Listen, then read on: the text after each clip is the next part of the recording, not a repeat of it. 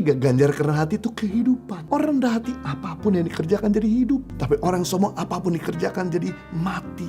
Bangun bisnis mati, bangun rumah tangga mati, bangun pekerjaan karir pelayanan mati. Jadi jangan cepat-cepat kambing hitamkan orang lain. Kenapa sampai bisnis kami gak jalan? Kenapa sampai karir kita berhenti? Kenapa sampai rumah tangga kita berantakan? Kenapa pelayanan kita nggak berdampak? Jangan cepat-cepat kambing hitamkan orang lain. Introspeksi diri sendiri. Karena awalnya segala kejatuhan adalah kesombongan. Orang rendah hati itu adalah orang yang mau berubah, orang yang mau diajar, orang yang mau bertumbuh lebih baik lagi, orang yang mau terus disempurnakan.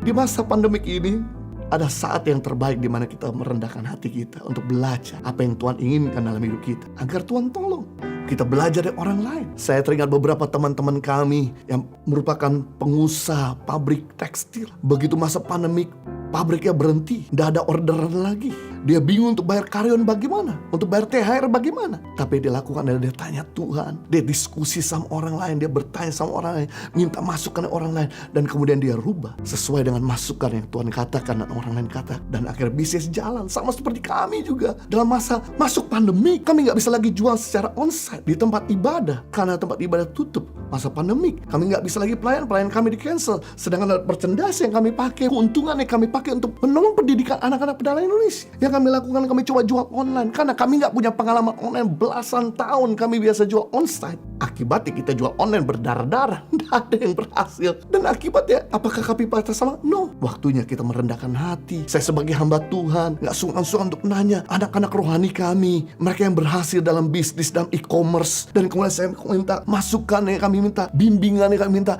coachingnya. Dan puji Tuhan, mereka mulai meng-coachingnya dan akhirnya sekarang bisa berjalan. Orang rendah hati pasti awet. Orang yang sombong gak ada yang awet. Jadi kalau pelayanan mau awet, rumah tangga mau awet, bisnis mau awet, karir mau awet, mari rendah hati untuk terus belajar, mau berubah lebih baik lagi. Yang ketiga, bagaimana cara unta untuk masuk dalam lubang jarum? Unta masuk dalam lubang jarum, si unta harus bergesekan dengan gerbang yang kecil, sempit, dan panjang agar membersihkan dirinya dari debu, pasir, dan kotoran. Sehingga ketika unta masuk dalam kota Yerusalem, di dalam pintu gerbang, dia lebih bersih dari sebelumnya. Satu pelajaran untuk masuk dalam kerajaan Allah, untuk hidup ini lebih sempurna. Kerajaan Allah itu terdiri dua, kerajaan kekal dan kerajaan besar. Jadi kalau kita mau dipercayakan perkara besar dan kekal, tidak ada cara lain. Kita belajar seperti unta, yaitu mau menyucikan diri kita, meninggalkan perbuatan-perbuatan daging dan dosa-dosa kita. Karena dosa selalu menurunkan nilai hidup kita. Roma 3:23, karena semua orang telah berbuat dosa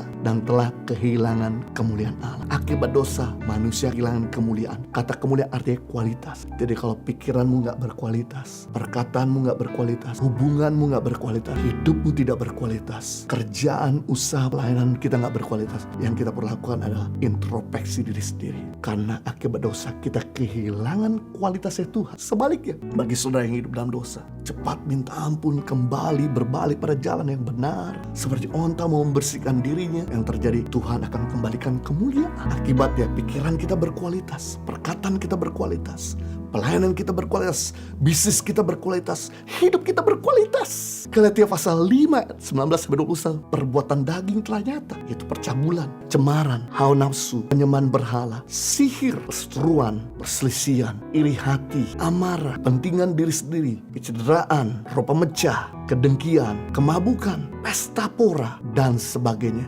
Terhadap semuanya itu kuperingatkan kepadamu, kata Paulus pada jemaat di Galatia, seperti yang telah aku lakukan dahulu, bahwa barang siapa melakukan hal-hal yang demikian, ia tidak akan mendapat bagian dalam kerajaan Allah. Sekali lagi, kerajaan Allah bukan cuma kerajaan nanti di mana kita akan tinggal bersama dengan Tuhan, tapi kerajaan Allah juga sudah hadir ketika kita hidup dalam kebenaran. Karena kebenaran mendatangkan kemuliaan Tuhan.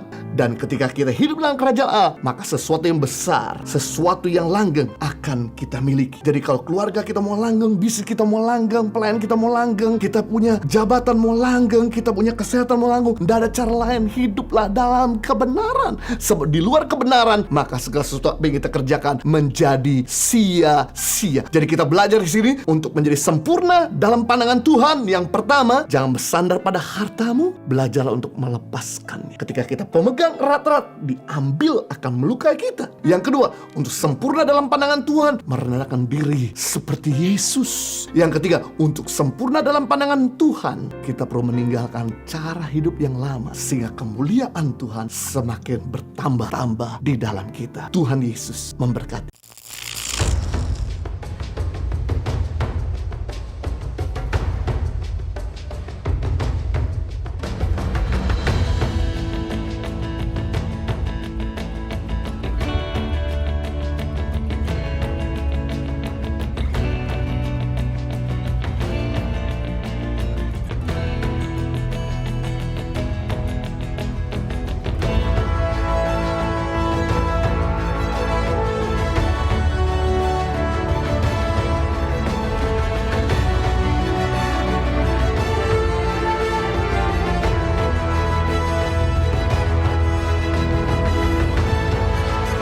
Cerita anak pedalaman dalam meraih mimpi dan mengejar cita-cita bersama Tangan Pengharapan.